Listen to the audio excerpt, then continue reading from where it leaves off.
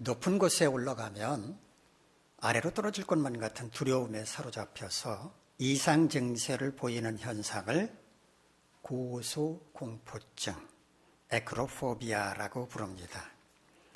높은 곳에 있으면 누구라도 무서움을 느낄 수밖에 없지만 그 두려움이 일상생활마저 어렵게 만들 때 고소공포증이라고 하는 진단을 내리게 됩니다. 예를 든다면 높은 빌딩의 난간에 선다거나 아니면 요즘 관광지마다 앞다퉈서 설치하는 출렁다리 혹은 스카이워크에 서면 무섭다고 호들갑을 떨면서도 그래도 누군가의 손을 붙잡고 한 발짝 한 발짝 간다든가 조금씩이라도 움직인다면 그 사람은 그냥 다른 사람보다 무서움이 많은 사람이지 고소공포증이 있는 사람은 아닙니다. 고소공포증 환자는 높은 곳에 올라가면 발작 증세를 일으킨다고 합니다. 몸을 떨거나 식은땀을 흘린다거나 숨이 거칠어진다거나 몸을 제대로 가지지 못한다거나 어질어질해지거나 아니면 블랙아웃까지 될 수도 있다고 합니다. 발전소의 전력 과부하 상태로 대규모 정전이 일어나는 것을 블랙아웃이라고 하잖아요. 그런데 사람의 몸에 피가 아래로 전부 쏠리면서 뇌에 혈액 공급이 부족해서 의식을 잃는 것도 블랙아웃이라고 말합니다. 고소공포증이 심하면 사다리나 육교에도 올라가지 못하고요. 벽면이 유리로 되어 있는 투명한 엘리베이터 있지 않습니까? 이런 엘리베이터도 타지 못합니다. 비행기도 타지 못합니다. 그런데 오히려 높은 곳을 즐기는 스포츠도 있습니다. 줄 하나에 몸을 의지해서 높은 곳에서 뛰어내리는 번지 점프가 바로 그것입니다. 도대체 이런 위험천만한 스포츠는 누가 만들었을까요? 남태평양의 작은 섬나라 바누아투 원주민들에 의해서 시작되었다고 합니다. 바누아투 펜테코스트 섬 원주민들에게는요, 나골랜드 다이빙이라고 하는 일종의 성인의식이 있다고 합니다.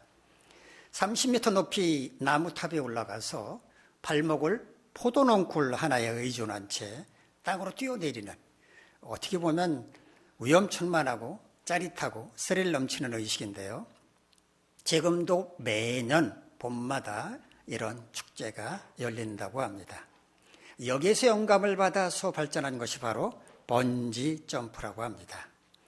이 번지 점프대는 수십 미터에서 혹은 100미터가 넘는 것도 있는데요. 뉴질랜드의 네비 사이와이어라고 하는 번지 점프대는 무려 높이가 134미터에 이른다고 합니다.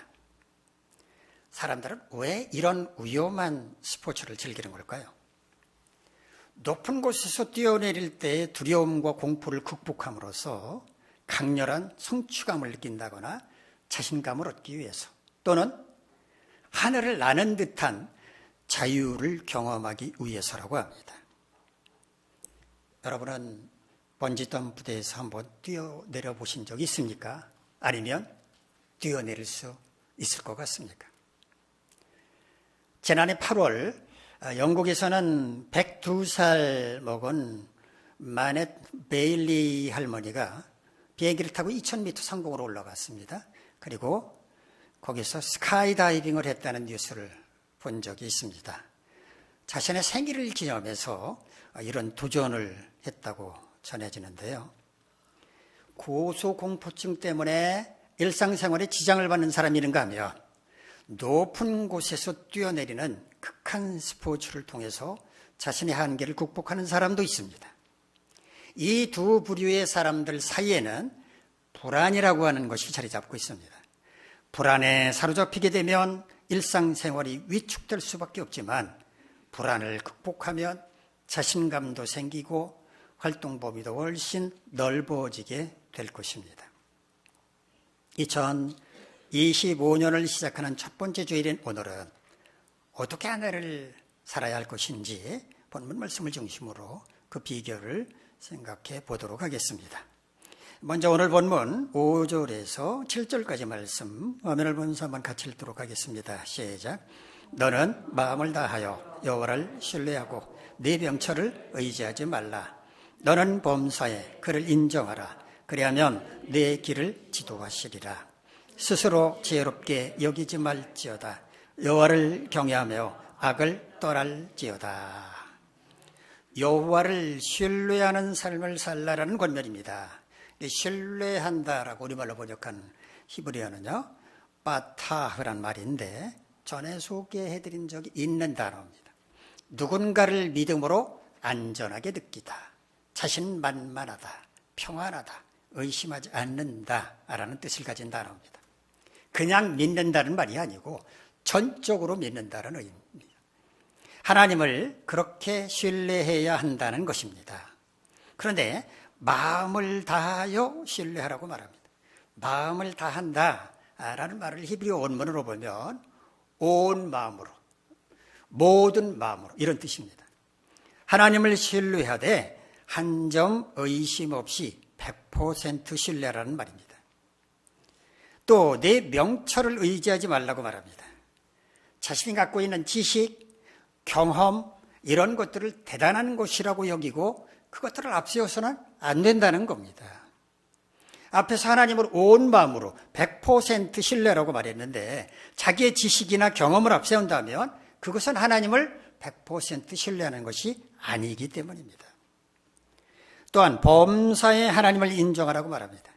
인정한다. 우리 말로 이렇게 번역한 히브리어는 야다라는 말인데 이 단어도 종종 나온 말입니다. 인식하다, 깨닫다, 경험하다, 안다라는 뜻입니다. 하나님을 인식한다는 게 무슨 의미일까요?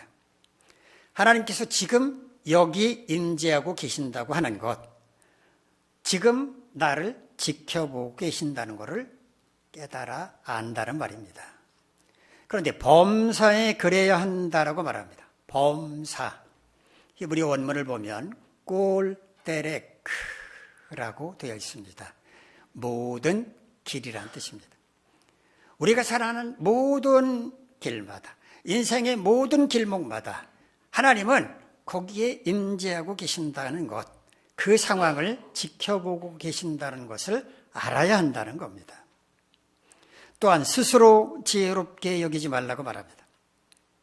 앞에서 자기 명철을 의지하지 말라라고 말했는데 거기서 한 걸음 더 나가서 하나님보다도 자신이 더 지혜롭기라도 한 것처럼 교만해서는 안 된다는 것입니다. 만일 스스로 지혜롭게 여긴다면 그것은 하나님을 신뢰하는 게 아니라 하나님을 멸시하는 것이기 때문입니다. 또한 여호와를 경외하며 악을 떠나라라고 말합니다. 공의로우신 하나님을 두려워한다면 당연히 악에서 떠나는 것이 맞을 겁니다. 또한 마지막 9절 마지막 부분을 보면 네 재물과 소산물의 처음 익은 열매로 여호와를 공경하라라는 말씀이 있습니다. 공경한다라는 말은요, 히브리어 까베드라는 말을 번역을 한 건데 무겁다라는 뜻입니다. 본래는 존귀하다, 영예롭게 여긴다라는 뜻으로 발전된 말입니다. 하나님을 가볍게 여기지 말고 받들어 섬겨야 한다는 겁니다. 무엇으로? 자신이 가진 재물로, 소산물로 그렇게 하나님을 받들어 섬겨야 한다는 것입니다. 하나님께 물질을 아낌없이 바침으로써 하나님을 공경한다고 하는 것을 보여주라는 것입니다. 하나님을 신뢰하는 삶을 살려면 어떻게 해야 할 것인지 솔로몬은 모두 6가지를 말해 주었습니다. 적극적으로 행해야만 하는 것 3가지, 소극적으로 행하지 말아야 할 것 3가지였습니다. 행해야 할 것 3가지는 첫째, 범사에 하나님을 인정하라는 것, 즉 하나님의 임재하심을 인식하라는 것. 2번째, 하나님을 경외하라는 것. 3번째, 하나님을 공경하라는 것이었습니다. 행하지 말아야 할 것 3가지는 첫 번째, 자기 명철을 의지하지 말라는 것. 2번째, 스스로 지혜롭게 여기지 말라는 것. 3번째, 악에서 떠나라는 것이었습니다. 하나님을 신뢰하는 삶을 살려면 이 6가지를 지켜 행해야만 한다는 것입니다. 자, 우리 본문 8절에서 10절까지 말씀 화면을 보면서 한번 같이 읽겠습니다. 시작. 이것이 내 몸에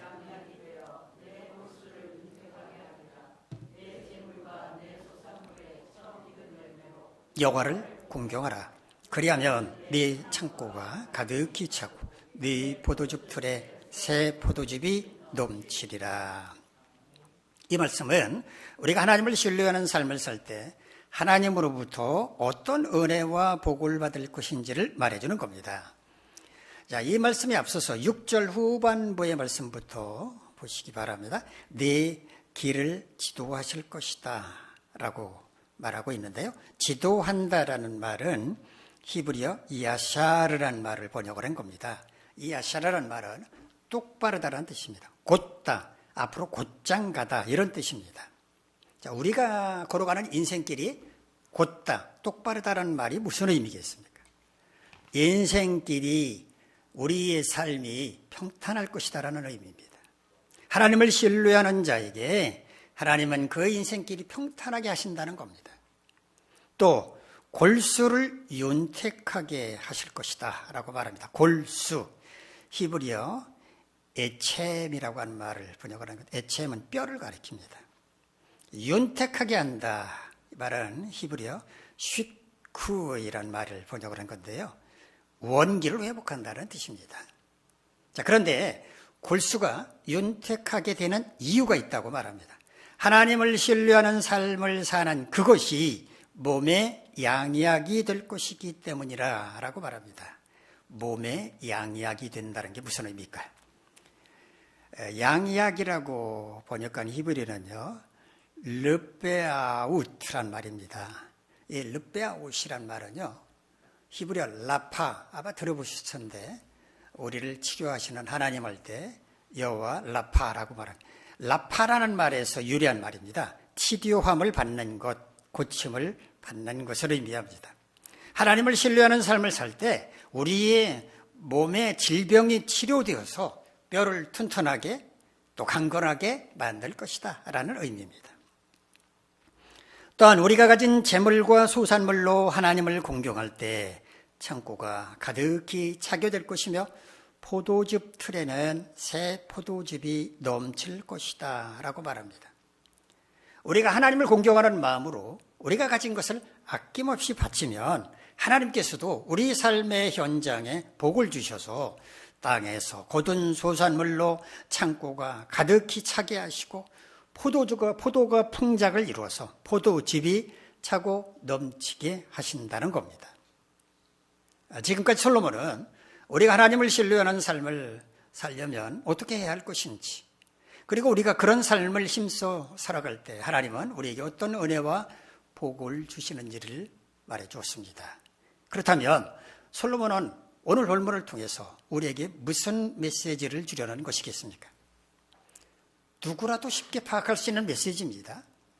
하나님의 택함을 받은 하나님의 백성은 하나님을 온전히 신뢰하는 삶을 삶으로써 하나님의 은혜와 복을 받아 누려야 한다는 것입니다. 특별히 2025년을 새로 시작하는 우리에게 올 한 해 동안 하나님을 신뢰하는 삶을 살라고 솔로몬은 권면하고 있습니다. 이 시간에는 우리가 올 한 해 동안에 어떻게 온전히 하나님을 신뢰하는 삶을 살 것인지 그 비결을 생각해 보도록 하겠습니다. 첫 번째는 이 일을 시작할 때 하나님과 상의해야 합니다. 하나님을 알지 못한다거나 하나님을 안다고 하더라도 하나님을 두려워하지 않는 세상 사람들은 어떤 일을 시작할 때 혼자 고민하고 결정할 것입니다. 아마 조금 심각한 일이라면 누군가 주변 사람들과 상의를 할 것입니다. 그렇다면 하나님의 자녀인 우리는 어떻게 해야 할까요? 당연히 하나님과 상의해야 합니다. 하나님께 자신이 품고 있는 계획, 마음의 생각을 아뢰고 이걸 시작해야 할까요? 아니면 하지 말아야 할까요? 상의를 해야 합니다. 이 과정이 바로 기도하는 것이라고 여러 차례 여러분께 말씀을 드렸습니다. 어떤 일을 시작하기 전에 하나님께 간절히 기도하는 것은 하나님의 자녀로서 당연한 일입니다. 그런데 이런 당연한 일을 하지 않는 분들이 있습니다. 여러분은 하나님과 상의하십니까? 어떤 분이 이렇게 말하는 걸 들은 적이 있습니다. 저와 함께 사는 사람은요, 무슨 일이든 저하고 상의하지 않습니다. 자기 마음대로 일을 벌여놓고 문제가 생기면 뒤치다거리는 저한테 맡기고 남을 나라 합니다. 어떤 일을 시작하기 전에 다른 사람과 상의하지 않고 혼자 결정하는 것은 분명히 잘못된 습관입니다. 어려서부터 모든 일을 혼자 결정한 사람은 이럴 수 있습니다. 하지만 이런 습관은 고쳐야 합니다. 어차피 사회생활을 하려면 누군가와 함께 해야 하는데 이렇게 독단적으로 모든 일을 결정하고 시작하고 추진하면 주변 사람들과 마찰을 빚을 수밖에 없기 때문입니다. 하나님께서는 모든 일을 혼자 결정하고 추진하려는 사람을 어떻게 바라보실지 한번 생각해 보신 적은 없습니까? 아마 교만하고 건방지다 이렇게 생각하실 겁니다. 하나님의 도움 없이도 잘할 수 있다는 태도를 보여주는 것이기 때문입니다. 잠언 16장 9절에서 솔로몬은 이렇게 말합니다. 사람이 마음으로 자기의 길을 계획할지라도 그의 걸음을 인도하시는 이는 여호와시니라. 사람이 마음으로 얼마든지 자기의 길을 계획할 수는 있지만 그 길이 성공할 것이냐 혹은 실패할 것이냐라고 하는 것은 하나님의 손에 달려있다는 말입니다. 그러므로 어떻게 하라는 말입니까? 혼자서 마음으로 자기의 길을 계획하지 말라는 겁니다. 하나님과 상의하고 결정하라는 말입니다. 하나님과 상의하고 결정한 일에 대해서는 하나님도 외면하실 수 없고 또 일정 부분 하나님 책임도 있는 것이므로 하나님이 잘 되도록 이끌어 주실 거라는 말입니다. 어떤 일을 시작할 때 또 중요한 결정을 내려야 할 때 여러분 혼자만의 생각으로 판단하지 마시기를 바랍니다. 믿을 만한 분이 있다면 그분과 상의할 수도 있겠지만 그보다는 먼저 하나님께 기도부터 하시기 바랍니다. 충분히 기도하고 결정한 일은 후회가 없지만 성급하게 감정적으로 판단하고 결정한 일은 반드시 후회가 뒤따릅니다. 그런데 우리가 하나님과 상의할 때 주의할 점이 있습니다. 어떤 분은 하나님과 상의한다라고 하는 말을 어떻게든 하나님을 설득해서 결국 자기의 뜻을 관철하는 것이라고 착각하는 분들이 있습니다. 그게 아닙니다. 어떻게 해서든지 자기의 뜻을 관철하라는 말이 아니라 하나님의 뜻이 무엇인지를 헤아려야 한다는 의미입니다. 물론 어떤 때는 우리의 뜻과 하나님의 뜻이 일치할 수도 있겠습니다만은 어떤 때는 전혀 다를 수도 있습니다. 그럴 때는 겸손히 자기의 뜻을 내려놓고 하나님의 뜻을 따라야 한다는 말입니다. 그것이 온전히 하나님을 신뢰하는 삶을 사는 사람의 태도라는 겁니다. 두 번째는 이 일을 추진할 때 하나님께 도움을 요청해야 한다는 겁니다. 어떤 일에 아주 단연간 경험이 축적되어 있어서 눈을 감고도 척척 잘하는 사람이 있습니다. 그 사람은 그 일에 뛰어난 능력을 가진 사람입니다. 그런데 이런 사람은 자기 방식대로 일할 뿐만 아니라 누군가의 도움 없이 혼자 일하고자 합니다. 옆에서 누군가가 도와주려고 하면 그것마저도 싫어합니다. 이런 사람이 하나님께 도움을 요청할까요? 물론 그럴 사람도 있을 수 있습니다만은 그렇지 않을 사람이 더 많다고 생각합니다. 왜냐하면 굳이 하나님께 도움을 요청할 일이 없고 뭐든지 자신이 알아서 다 잘할 수 있기 때문입니다. 원숭이도 나무에서 떨어지다가 있다라는 속담이 있습니다. TV를 보면 한 손으로 원숭이는 나뭇가지 잡고 이 나무에서 저 나무로 휙휙 날아다닙니다. 자유제재로 이동을 합니다. 이런 원숭이가 어떻게 나무에서 떨어진다고 말하는 걸까요? 아무리 능숙하게 나무를 잘 타는 원숭이라고 할지라도 실수할 때가 있다는 것입니다. 사람도 마찬가지입니다. 아무리 손에 익숙하고 눈을 감고도 척척 잘할 수 있다고 하더라도 그렇게 자신만만하다 보면 언젠가 잘못을 저지를 수도 있습니다. 그러므로 매사에 교만하지 말고 겸손해야 한다는 교훈입니다.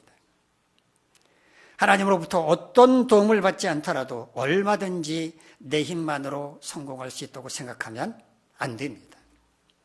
하나님께서 도와주시지 않는다면 어처구니 없는 일로 일이 실패하게 될 수도 있기 때문입니다. 전혀 예상하지 않았던 어떤 사람의 배신으로 일이 좌초되는 그런 경험을 하게 될지도 모릅니다. 다시 말해서 하나님의 도움은 크고 중요한 일만이 아니라 작고 사소한 일까지도 꼭 필요하다는 말입니다. 크고 중요한 일만 잘 되면 일이 성공합니까? 그렇지 않습니다. 오히려 작고 사소한 일 때문에 실패하는 경우가 훨씬 더 많습니다. 그러므로 무슨 일을 추진하든지 그 과정에서 하나님께 도움을 요청하는 것이 당연합니다. 다 된 밥에 굿받는다라는 속담이 있습니다. 아마도 이 속담은 실제로 있었던 일에서 비롯된 것이라고 생각을 합니다. 밥을 짓는 과정은 간단하지가 않죠. 물로 쌀을 깨끗하게 씻어서 조금 불린 다음에 밥을 짓습니다.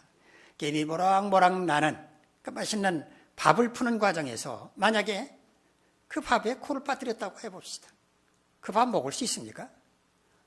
보는 사람이 없다면, 그죠? 누군가가 자기 혼자만 밥을 푸다가 코를 빠뜨렸다면 모른 척 지나가도 되겠죠. 누가 코 빠뜨렸는지 알겠어? 하고 이렇게 생각할 수 있지만 만약에 코 빠뜨리는 거를 누군가가 봤다면 그 밥은 먹을 수 없을 것입니다. 하나님께서 도와주시지 않는다면 아주 작은 일로 말미암아 어처구니 없는 실패를 당할 수도 있다는 말입니다. 그러므로 일이 끝날 때까지 하나님의 도움을 요청하는 기도를 멈추어서는 안 된다는 말입니다. 온전히 하나님을 신뢰하는 삶을 사는 사람은 이래야만 한다는 겁니다. 세 번째, 일을 모두 마치게 되었을 때 그 결과가 어떠하든지 그것을 하나님의 뜻으로 받아들이고 그것에 감사할 수 있어야 한다는 말입니다. 우리가 어떤 일을 추진할 때 그 일이 성공할 수도 있고 또 반대로 실패할 수도 있습니다. 그 가능성은 반반입니다. 하는 모든 일마다 성공하는 사람은 드뭅니다. 성공한 일에 대해서 하나님께 감사하는 것은 누구나 할 수 있는 일입니다. 그러나 실패한 일에 대해서도 감사할 수 있어야 합니다. 사도 바울은 데살로니가전서 5장 18절에서 범사에 감사하라고 말했습니다. 범사에 감사하려면 실패했을 때도 감사해야 하는 거 아닙니까? 우리가 어떤 일이 실패했을 때 어떻게 감사할 수 있을까요? 실패하면 의기소침해지고 자신감을 상실하게 되고 의욕마저도 잃어버리고 마는데 뭘 감사하라는 말일까요?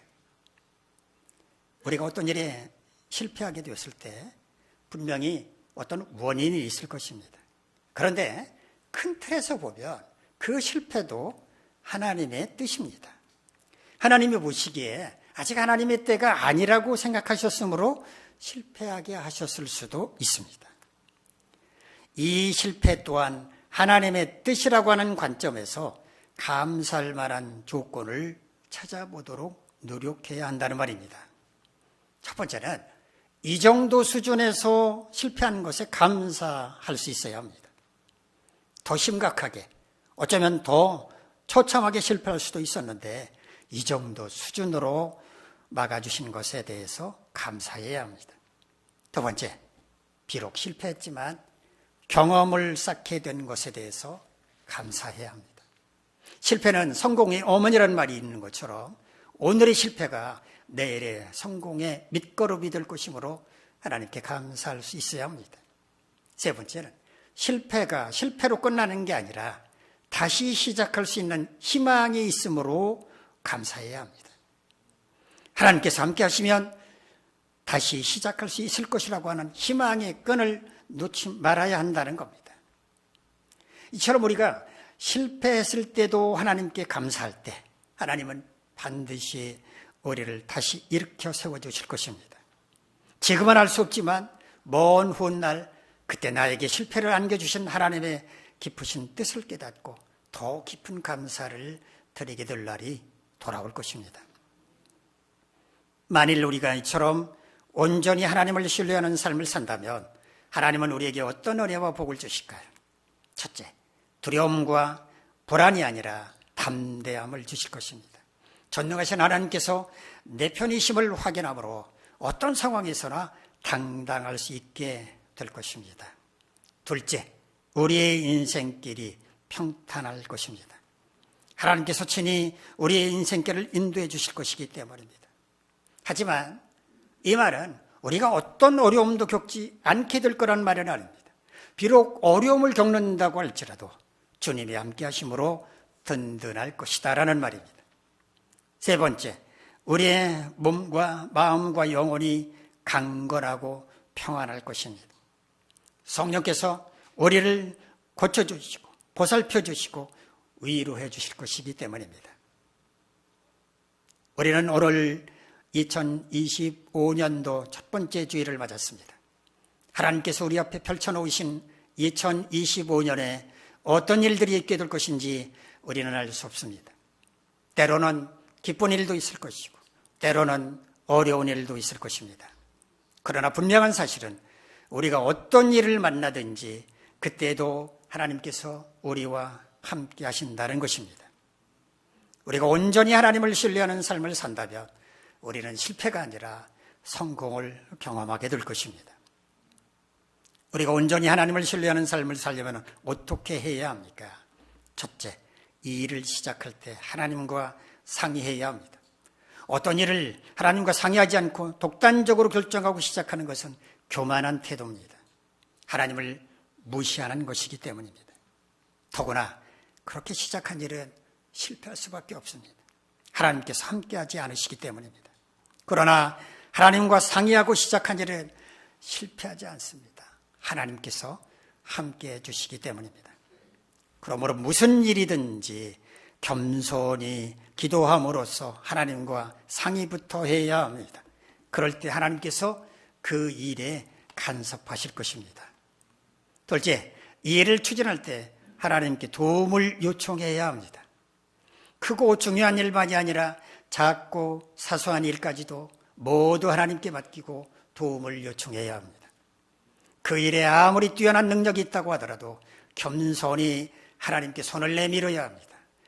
이 일을 모두 마칠 때까지 하나님께 도움을 요청하는 우리의 기도가 멈춰지지 않을 때 그 일은 성공할 수 있게 될 것입니다. 세 번째, 이 일을 모두 마치게 되었을 때 그 결과가 어떠하든지 그것을 하나님의 뜻으로 받아들이고 그것에 감사할 수 있어야 합니다. 성공한 일에 대해서 하나님께 감사하는 것은 당연하고 실패했을 때에도 감사할 수 있어야 합니다. 왜냐하면 실패한 것도 하나님의 뜻이기 때문입니다. 우리가 실패했을 때도 하나님께 감사한다면 하나님은 반드시 우리를 다시 일으켜 세워주실 것입니다.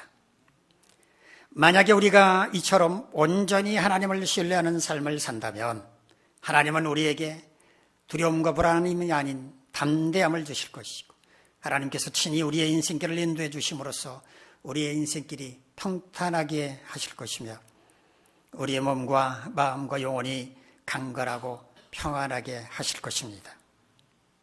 여러분 모두 하나님이 허락하신 2025년 한 해 동안 온전히 하나님을 신뢰하는 삶을 사심으로써 하나님이 주시는 이런 은혜와 복을 누리시기를 주님의 이름으로 간절히 기원합니다.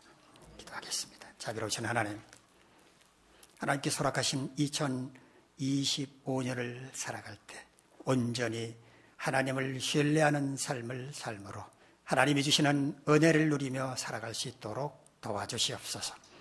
예수님의 이름으로 기도하옵나이다. 아멘. 자리에서 일어나서 630